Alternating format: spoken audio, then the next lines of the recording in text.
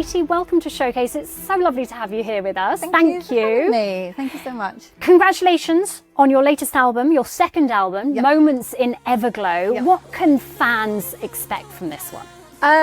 It is a very euphoric, very upbeat, energetic. There's a lot of quite personal lyrics in there. They're tracks that work to listen to at home, but also in the club, which is actually really hard to kind of find that fine line of like tunes that people want to listen to in their car or when they're at home, but people also listen to when they're out in the club. So yeah, I think we achieved it.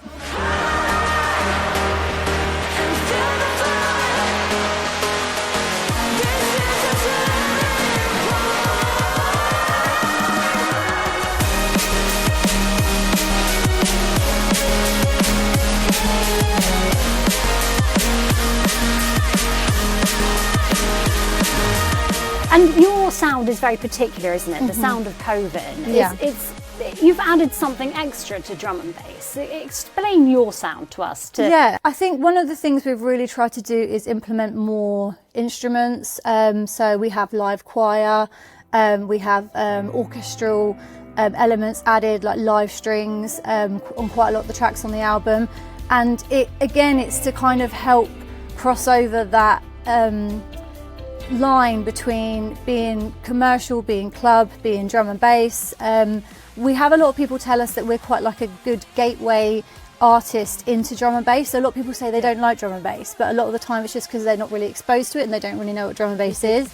And we're kind of like a softer entry level into drum and bass because we do still pull all the elements from the tracks that you would hear on the radio. And I think like having things like choir and strings along with everything else, it just really pulls everything together in a much easier sort of listening way. And you're a pioneer in the world of drum and bass as a woman, because you were the first person to combine singing live whilst DJing, which has now become a huge trend, isn't it? Yeah, I think I was definitely one of the first people that was fortunate enough for it to like take traction and work. And it's kind of ironic because it was never really the plan, it was never really the intention. Me and Max, the other half of Koven, we were playing shows together, and he unfortunately had to stop playing shows because of travel anxiety.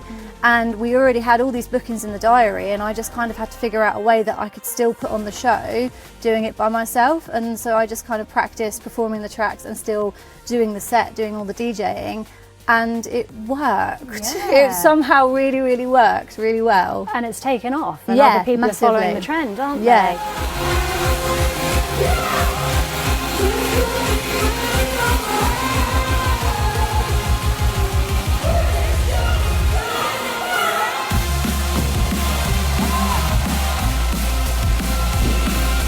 You mentioned Max there. Yes. You have known each other for 11 years, is that right? You've certainly been working together for 11 years. How did it all come about? How did Koven come about?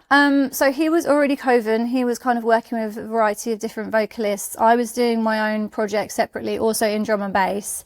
And he reached out to me and just said he was looking for a full-time vocalist, and he liked what I did and how I sounded, and it was so weird for me because I was actually a huge fan. Yeah. So I was like, oh my god, yes, yeah, absolutely. And you're great together. You're making exceptional music. So Yeah, it's it working. works. It definitely works, Yeah. yeah. And before that, you were in an ABBA tribute band with your mum. Yeah. I was 16, and my mum's always done cabaret stuff. She's always done like ABBA tributes. She does Shania Twain tribute, Cher tribute, all that. So she still does it now. She's amazing. And she needed somebody. So I had to quickly learn all the tracks, and yeah, just went out and was in an ABBA tribute for about 2 years.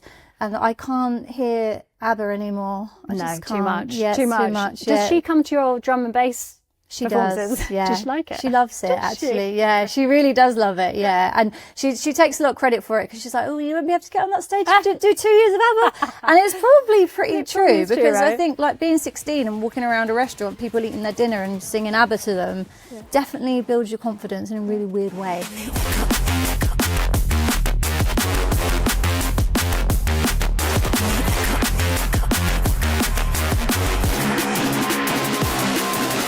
Well, from ABBA tribute band to 150,000 sellout crowd at Tomorrowland with Steve Aoki for Nervous System. Talk us through that experience. Yeah, that was cool. Like dream come true, honestly. A very scary situation.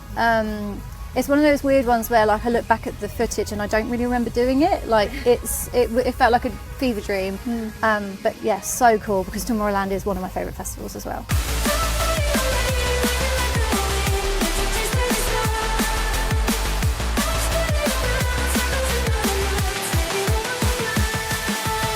You've just performed at Glastonbury. How did that go? Yes, wicked. Yeah. Amazing energy. Yeah, had a good set time because I was on Saturday night because we previously did Glastonbury and we did Sunday afternoon. Yeah, that was tough.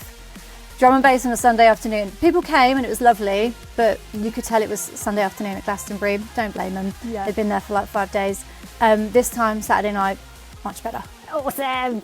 And let's talk about Outernet when you launched your new album, because that was in London back in May. You, after that, described this latest album as one of the biggest achievements of your career.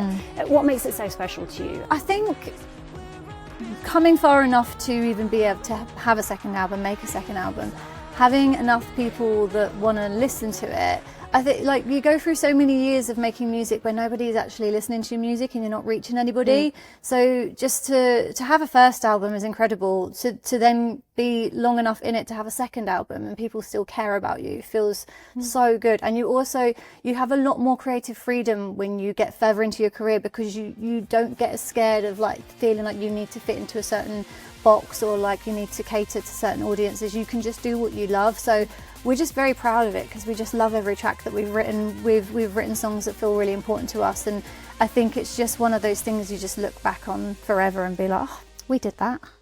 Speaking of the tracks on the album, The High We Seek, it's had an incredible reception, hasn't it? It's gone down pretty well. It was voted Radio 1's hottest track. Yeah. There's a video on social media of you listening to The High We Seek go out live on radio at the same time as the whole world's listening to it for the first time.